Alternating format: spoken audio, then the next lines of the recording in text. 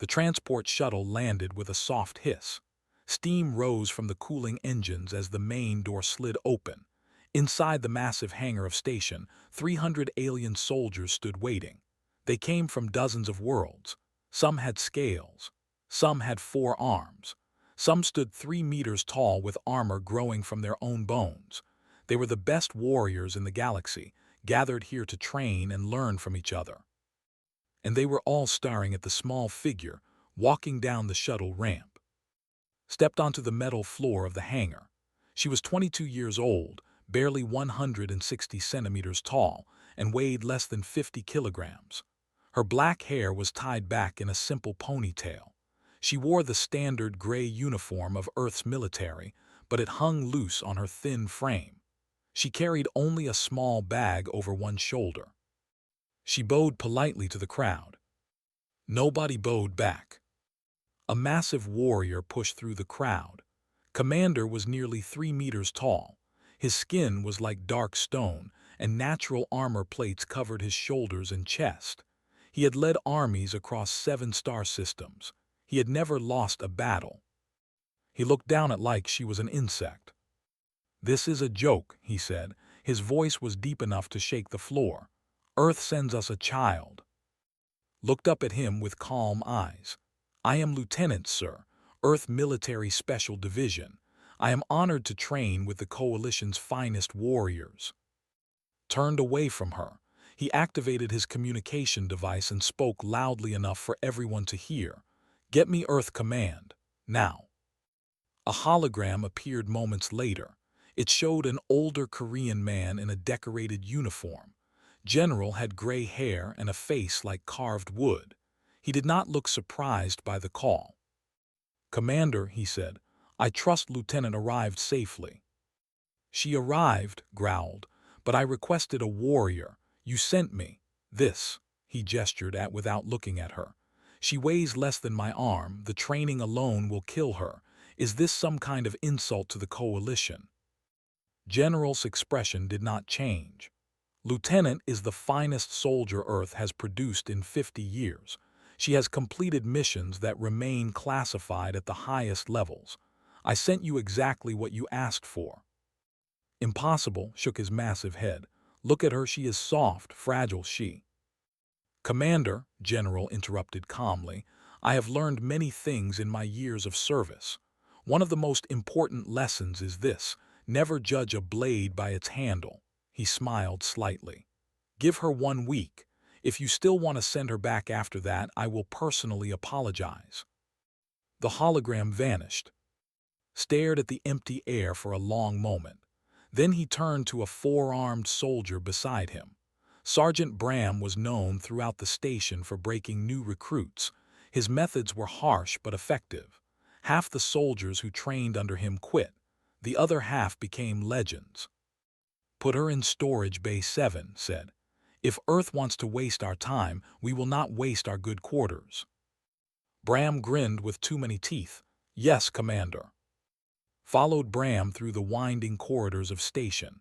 Other soldiers watched her pass. Some laughed. Some shook their heads. A few made gestures that were clearly insults in their cultures. Kept her eyes forward and her expression peaceful.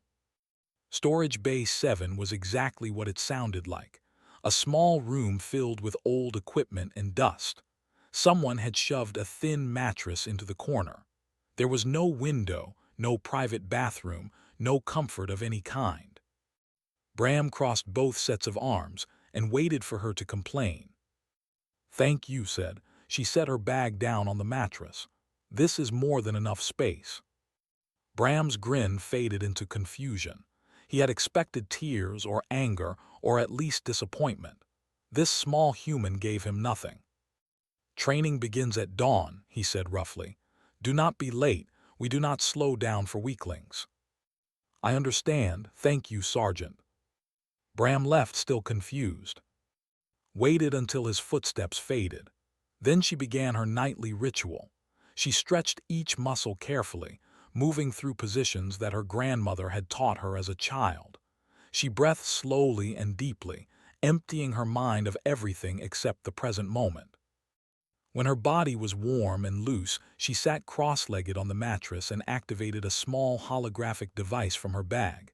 Images appeared in the air before her. Diagrams of alien bodies, skeletal structures, muscle groups, nerve clusters, pressure points. She studied them one by one. They had armored skin, but their joints were vulnerable. They had 4 arms, but their balance depended on their tail. They were fast, but they had a nerve cluster behind their left ear that would paralyze them if struck correctly. Memorized everything. She had been doing this for weeks before her arrival, but she believed in preparation. Her grandmother had always said that a fight was won before it began. Victory came from knowledge, patience, and perfect timing. Hours passed. The station grew quiet as soldiers went to sleep. Finally closed her holographic device and lay down on the thin mattress. She was not worried about the challenges ahead. She was not angry about the insults. She was not afraid of the massive warriors who looked at her like prey. She had been underestimated her entire life. It was, in many ways, her greatest weapon. She closed her eyes and slept peacefully. She did not hear the footsteps approaching her door. She did not see the shadows gathering in the corridor outside, but somewhere in her sleeping mind, she was already aware. Sergeant Bram and 3 of his soldiers had decided to give the human a proper welcome. They had no idea what they were walking into. The door slid open with a soft hiss. His eyes opened instantly. She was not startled. She was not confused. She simply went from sleeping to completely awake in the space of a single heartbeat. Her grandmother had trained her to do this since she was 5 years old. 4 shapes filled the doorway. Sergeant Bram stood in front, his 4 arms crossed over his chest. Behind him were 3 other soldiers, each one grinning with rows of sharp teeth. The light from the corridor cast long shadows across the floor. "Did we wake you, little human?" Bram asked. His voice was mocking. "We thought you might be lonely on your first night." Sat up slowly on her mattress. Her movements were calm and unhurried. "Good evening, Sergeant. Is there something I can help you with?" The soldiers laughed. One of them stepped forward and knocked her small bag off the mattress with his foot. Her belongings scattered across the dusty floor. "We have a tradition here," Bram said. He walked closer, looming over her like a mountain. "New soldiers must learn their place. We teach them respect. We teach them humility." He leaned down until his face was close to hers. "We teach them pain." Looked up at him with quiet eyes. "I see. This is the hazing ritual I read about in the briefing documents." Bram blinked. He had not expected her to know that word. "Please," continued softly, "I do not wish to cause any trouble. Perhaps we could skip this tradition. I am happy to show respect without the need for violence." The soldiers laughed again, louder this time. One of them grabbed her arm and pulled her to her feet. His grip was strong enough to leave bruises on normal human skin. "She's so polite," the soldier mocked. "Maybe humans are just born as cowards." Did not resist. She stood still and small between the 4 massive aliens. Her head barely reached their chests.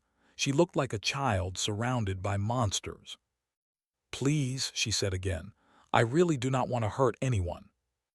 Bram threw his head back and roared with laughter. "Hurt us? Little thing, you could not hurt a fly. You could not." He reached for her shoulder. What happened next would be discussed on station for years to come. Moved. It was not fast in the way that soldiers understood fast. It was something else entirely. One moment she was standing still. The next moment she was simply somewhere else. Her body flowed like water, like smoke, like a dream that could not be touched. Her palms struck the nerve cluster under Bram's primary arm.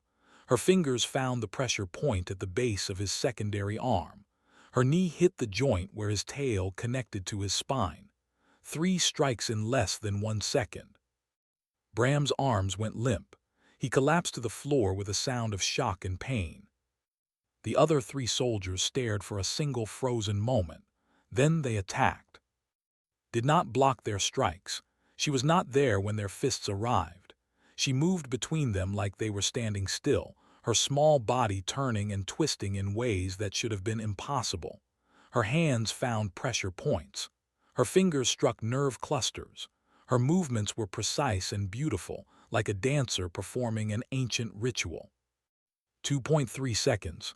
That was how long it took. When it was over, all 4 soldiers were on the ground. Bram's primary arm was dislocated. 2 soldiers were unconscious, their bodies crumpled in awkward positions. The 4th soldier was curled up in a ball, making sounds that might have been crying. Stood in the center of the room. She was not breathing hard. She was not sweating. Her uniform was not even wrinkled. She bowed politely to the fallen soldiers. "I am very sorry," she said. "You startled me. Please forgive my reaction." Then she bent down and began picking up her scattered belongings. News spread through station like fire. By morning, every soldier had seen the security footage. They watched it once, twice, 10 times. They slowed it down and studied each movement. They still could not understand what they were seeing. Commander watched the footage 17 times in his private quarters. The small human girl had targeted pressure points and nerve clusters that were different for each species. She had known exactly where to strike each soldier to cause maximum effect with minimum damage.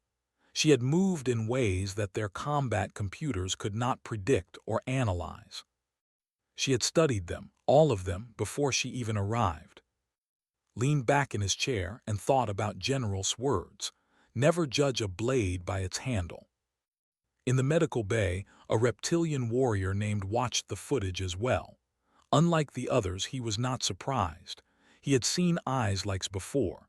He had seen that perfect calm, that absolute stillness that came before violence. He found her in the dining hall that evening. She was sitting alone at a small table, eating a simple meal of rice and vegetables. Other soldiers gave her a wide space now. They no longer laughed at her. They watched her with new eyes. Sat down across from her. "You have killed before," he said. It was not a question. Looked up at him.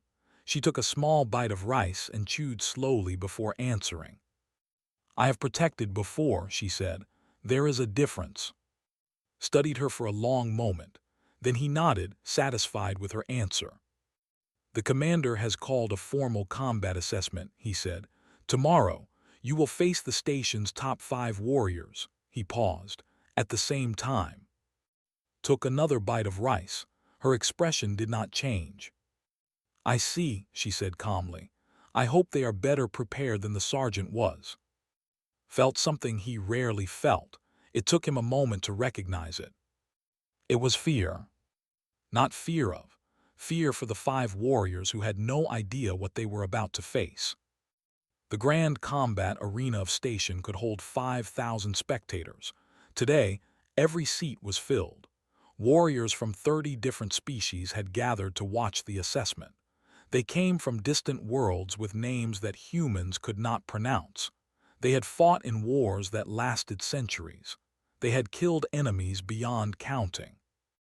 And they had all come to see one small human girl. Ambassador watched through a secure feed from Earth. She was a calm woman with silver hair and steady hands. She had negotiated peace treaties between species that had been at war for 1,000 years. Very little surprised her anymore. But today, she was holding her breath.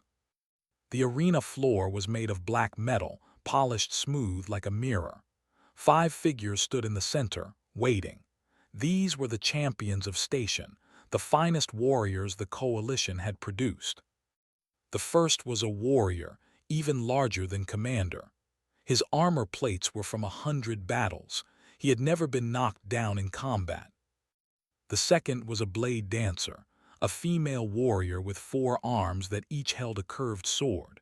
She could attack from 4 directions at once. No enemy had ever blocked all her strikes.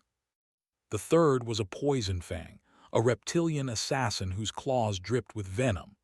A single scratch from him meant death within minutes. The fourth was a being made of living crystal. Her body was harder than steel, and she could shatter stone with her fists. Weapons simply broke against her skin. The fifth was a pale creature with enormous black eyes. They were psychics. They could attack the mind directly, filling their enemies with fear and confusion. Many soldiers surrendered before they even touched them. These 5 champions stood together and watched the entrance to the arena. The crowd fell silent, walked onto the arena floor. She wore simple training clothes, gray and loose. She carried no weapons. She wore no armor. Her small feet made soft sounds on the polished metal. She walked to the center of the arena and stopped 10 meters from the 5 champions. She bowed to them politely. Commander's voice echoed through the arena speakers. "Lieutenant of Earth, you face a formal combat assessment against our 5 finest warriors. This is your last chance to withdraw. There is no shame in accepting your limits." Straightened from her bow, she looked at the 5 massive warriors before her. Then she looked up at Commander's viewing platform and smiled gently. "I appreciate your concern, Commander. Shall we begin?" Stared at her for a long moment. Then he shook his head slowly. "Begin," he said. The attacked first. It did not move its body. It did not need to. Its mind reached out toward like invisible claws, trying to fill her thoughts with terror and pain. Its expression did not change. This attack found nothing to grip. His mind was empty, calm, like still water.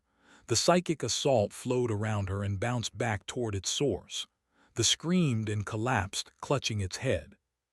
4 seconds had passed. The blade dancer and the warrior charged together. They had fought as partners before. The blade dancer would distract with her 4 swords while the crushed from behind flowed between them like smoke. This massive fist swung through empty air. His momentum carried him forward, was somehow beside the blade dancer now, her small hand touching the nerve cluster at the base of this tail. The blade dancer's legs stopped working. She fell forward, directly into this path. He tried to stop. He could not. His armored body crashed into his partner with the force of a falling boulder. Both warriors went down in a tangle of limbs and swords. 14 seconds had passed. The attack next. She swung her crystal fist at its head, a blow that would have shattered concrete. Tilted her head slightly to the left. The crystal fist passed so close that it moved her hair, but it did not touch her. Then did something strange. She began to hum, a single note low and steady. This crystal arm began to vibrate. Hairline cracks appeared in the surface. The stared at her own arm in horror. "Every material has a resonance frequency," said softly. "I listened to you walk. I learned yours." She changed the note slightly. This arm shattered into 1,000 pieces. The crystal warrior screamed and stumbled back, clutching her broken limb. 31 seconds had passed. Only the remained standing. The poison fang assassin circled slowly, his venomous claws extended. He was faster than the others, smarter. He had watched her movements carefully. He would not make the same mistakes. He attacked with blinding speed, his claws aiming for her throat. Caught his wrist. The froze. No one had ever caught his wrist before. He stared at the small human hand wrapped around his arm. His thumb pressed into a spot just above his wrist joint. "Your species evolved from the lizards of Prime," she said calmly. "They had a vulnerability here. Most lost it through evolution." She pressed harder. "You did not." This entire body went rigid. He could not move. He could not speak. He could only stare as gently lowered him to the ground. 47 seconds. Stood alone in the center of the arena. 5 champions lay around her, defeated. She bowed to the silent crowd. "Thank you for the exercise," she said. For a long moment nobody moved. Nobody breathed. The arena was as quiet as deep space. Then began to clap. The sound echoed through the silence. One pair of hands, then another, then 100, then 1,000. The applause grew into a roar that shook the walls of the arena. In the viewing platform, Commander sat very still. He was thinking about humanity, about the soft, fragile, short-lived species that had only recently joined the galactic community. He was thinking that perhaps the galaxy had made a terrible mistake in underestimating them. His communication device buzzed with an urgent alert. A hostile fleet was approaching station. War had come. And suddenly, Commander was very glad that the small human girl was on his side. The alarm screamed through every corridor of station. Red lights flashed on the walls. Soldiers ran to their battle positions. The celebration of victory had ended in an instant. Commander stood in the main command center, staring at the holographic display. 20 warships had appeared from hyperspace. They surrounded the station like wolves circling prey. Their hulls were black as empty space, covered with weapons that glowed with purple fire. "The Dominion of Shadows," said quietly. His voice was heavy with dread. Every soldier in the command center went pale. The Dominion was an empire that had destroyed entire civilizations. They did not conquer worlds. They consumed them. They took everything useful and left nothing but ashes behind. And now they had come too. "We cannot hold them," said the station's tactical officer. "They have 5 times our firepower. Our shields will fail in hours. There is no time for reinforcements to arrive." Clenched his massive fists. He was a warrior. He had always known he might die in battle, but he had hoped his death would mean something. Today, it seemed, he and everyone on the station would simply be erased. The first Dominion ships began their attack. Missiles struck the station's shields, creating explosions that lit up the void. Each hit weakened their protection. Each second brought them closer to death. Then the boarding pods came. They punched through the weakened shields like arrows through paper. Hundreds of them, filled with Dominion soldiers. The enemy began pouring into the station through a dozen breach points. Drew his weapon. "All soldiers, defensive positions. We fight to the last breath. We die with honor." He meant it. There was nothing else left. A soft voice spoke from behind him. "Commander, I would like to lead the..." Turned, stood in the doorway of the command center. She was still wearing her simple training clothes. She looked calm, almost peaceful, as if the station was not falling apart around her. Almost laughed. "Girl, we are outnumbered and we are simply trying to delay our deaths." "With respect, Commander, that is not a strategy. That is surrender with extra steps." Walked to the holographic display and studied the map of the station. "The enemy has breached in 12 locations. They are pushing toward 3 objectives: the shield generator, the reactor core, and this command center. If they take any one of these, the station is lost." Stared at her. "I know this. What do you suggest we do about it?" "Stop thinking about defense. Start thinking about elimination." Pointed to the display. "Give me a small team. 8 soldiers, no more. We will move through the maintenance tunnels here, and here. We will hit their forces from behind. We will cut them apart piece by piece." 8 soldiers against hundreds. Looked up at him with those calm, empty eyes. "I only need soldiers who will follow my orders without question. Can you give me that?" Should have refused. He should have called her a fool, but he remembered the arena. He remembered the 5 champions lying on the floor around her small feet. "Take whoever will go with you," he said, "and may the stars protect you." Bowed, then she was gone. She found her volunteers in the corridor outside. Was there, the who had spoken to her at dinner. Myra was there too, a young medic with gentle eyes who had treated Bram's injuries after the hallway incident. She carried medical supplies instead of weapons. And Sergeant Bram himself was there, along with the 2 soldiers who had recovered from their wounds. They stood at attention when approached. "I owe you a debt," Bram said stiffly. "You could have killed us. You chose not to. I will fight beside you today." Nodded. "Good, follow me, make no sound. Do exactly as I say." They moved through the maintenance tunnels like ghosts. The tunnels were narrow and dark, filled with pipes and cables, perfect for their small team, impossible for large Dominion forces. Led them through the darkness with perfect confidence. She knew the station's layout completely. She had memorized it in her first night here, lying on that thin mattress in Storage Bay 7. They found their first group of enemies near the shield generator.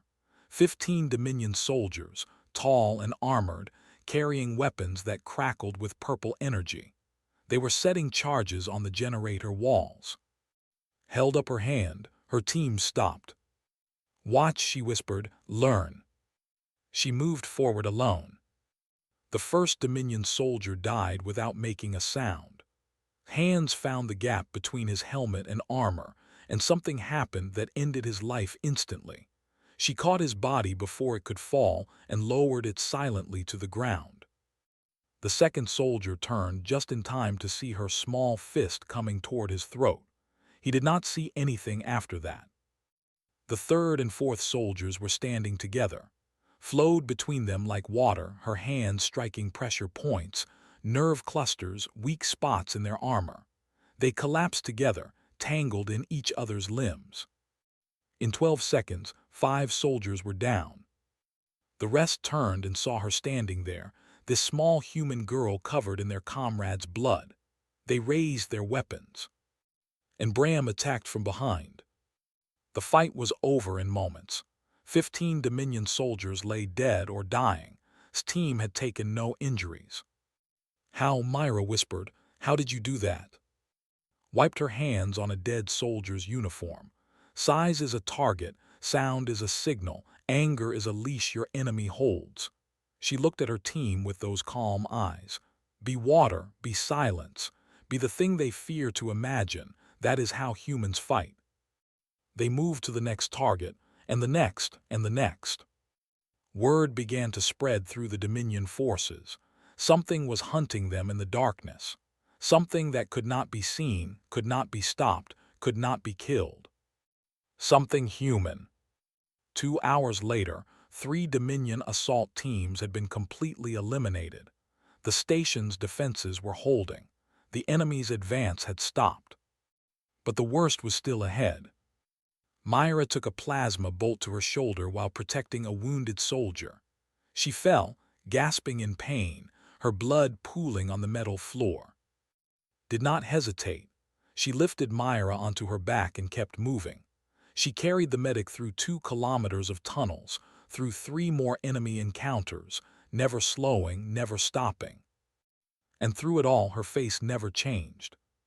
Finally, they reached the main command center where Warlord, leader of the Dominion assault, had set up his position.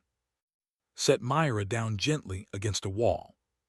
"Stay here," she said. "This will not take long." Through the doorway she could see him. Warlord was 4 meters tall, a mountain of augmented muscle and weapons. His body was covered with mechanical implants that made him faster, stronger, and smarter than any natural creature. He had conquered 17 worlds personally. He had never lost a battle. He looked up and saw standing in the doorway. He began to laugh. "A human female," he roared with amusement. "This is their champion. This is what the coalition sends against me." Walked toward him calmly. "Yes," she said softly, "I am." Warlord stopped laughing and studied the small figure walking toward him. He had killed thousands of enemies with his own hands. He had broken armies and burned worlds. Fear was something he gave to others, never something he felt himself. But something about this human girl made him uneasy. "Your implants are impressive," said. Her voice was soft and calm, like she was discussing the weather. "They process combat data from 37 species. They can predict enemy movements before they happen. They make you faster and stronger than any natural warrior could ever be." His eyes narrowed. How did she know about his implants? That information was classified at the highest levels. "But humans were not in your database until recently," continued. "Were we? Your systems have very little data on how we fight, how we move, how we think." She stopped walking. They stood 5 meters apart now. She looked up at him like a mouse looking up at a mountain. "That is going to be a problem for you," she said. Roared and attacked. He was incredibly fast. His augmented muscles launched him forward like a missile. His right arm, heavy with built-in weapons, swung towards head with enough force to crush steel. Was not there. She had moved, not backward, not to the side. She had simply flowed around his attack like water flowing around a stone. His fist passed through empty air where her head had been a moment before. Spun, tracking her with his enhanced sensors, he struck again, and again, and again. Each blow was powerful enough to kill a dozen normal soldiers. Each blow hit nothing. Moved between his attacks like she could see the future. She did not block. She did not deflect. She simply was not there when his weapons arrived.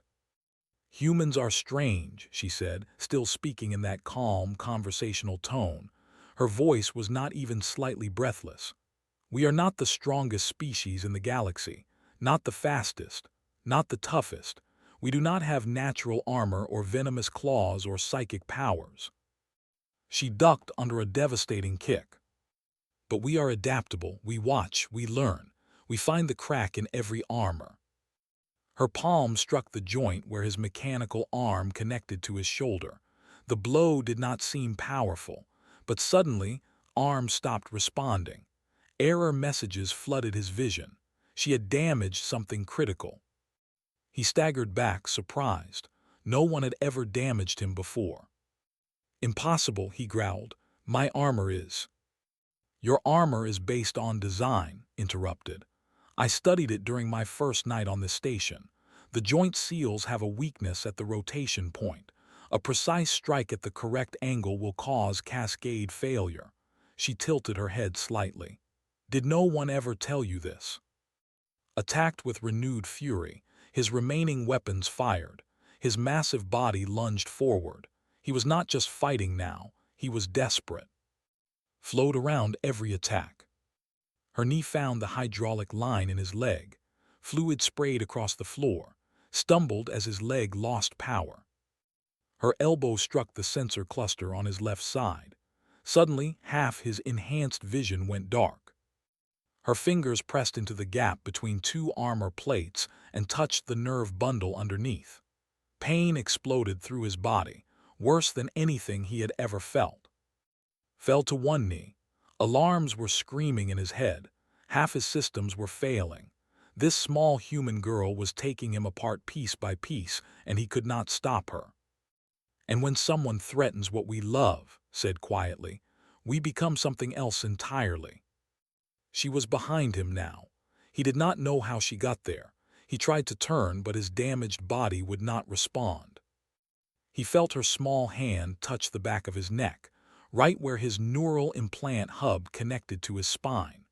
The hub was his most protected system, buried under layers of armor and redundant defenses. "Your neural hub has a reset vulnerability," she said. "If the right pressure is applied to the right point at the right frequency, all your augmentations will shut down at once." Hal managed to whisper, "How do you know these things?" His voice was gentle, almost kind. "I read a lot." She pressed. Warlord, conqueror of 17 worlds, fell face first to the floor. His augmentations went dark. His weapons powered down. His massive body lay still. 11 seconds. The entire fight had lasted 11 seconds. Stood over his fallen form for a moment. Then she turned and walked back to check on Myra. The Dominion fleet retreated 2 hours later. Without their warlord to lead them, the assault fell apart. The remaining soldiers surrendered or fled. The station was saved. Commander found in the medical bay, sitting beside Myra's bed. The young medic was sleeping peacefully, her wounds treated and healing. Stood at attention and performed the salute of highest honor. It was a gesture reserved for the greatest heroes of his people. He had never given it to anyone outside his species before. "Earth should be proud of you," he said. "You saved us all." Looked up at him with tired eyes. I only did what was necessary, Commander, nothing more. Nothing more, repeated.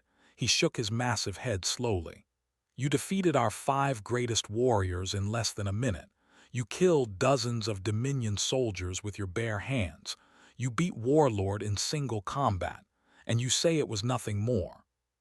Smiled softly. Where I come from, we have a saying, the nail that sticks up gets hammered down, so we learned to be the hammer disguised as the nail. She looked at Myra's sleeping face. We are all like this, you know, every single human. We just prefer not to show it.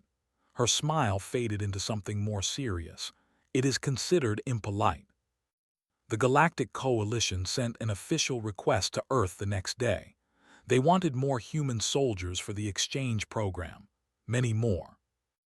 Ambassador's response was broadcast across Coalition space. Her voice was calm and steady, just like had been in the arena. We have millions like her, she said. We just hoped we would never need to show you. The broadcast ended. Across 1,000 worlds, military leaders watched it and felt something they had not felt in centuries. They felt afraid. 1 week later, a Dominion intelligence report circulated through their empire. It had been classified at the highest level. Species classification update, human. Previous threat level, minimal. Current threat level. Recommended strategy, avoidance. Attached to the report was a single image. A small Korean woman with black hair tied back in a ponytail. She was bowing politely, her expression soft and gentle. She looked delicate, fragile, harmless. Those who knew better would never make that mistake again. On Earth, General read the report and allowed himself a small smile. He thought about his grandmother, who had taught him many things when he was young. One lesson had always stayed with him. The deadliest blade is the one that looks like a flower. Had learned that lesson too. She had learned it very well. And the galaxy would never forget.